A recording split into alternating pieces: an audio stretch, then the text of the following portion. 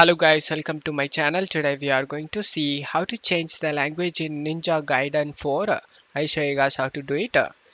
In starting of the game, you just need to select the fifth option, named option, and this page you just need to select the last option.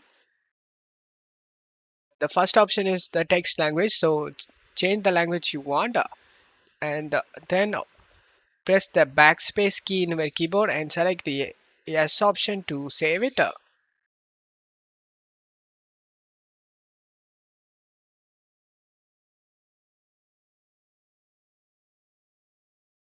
And the language has been changed, guys. Now go back to the same location, and in voice language you can change it either Japanese or English. After changing it, press the backspace key, and it's gonna be ask you if you want to save the changes. Select the yes option and it will be saved, guys. Don't forget to leave a like, guys. Thank you.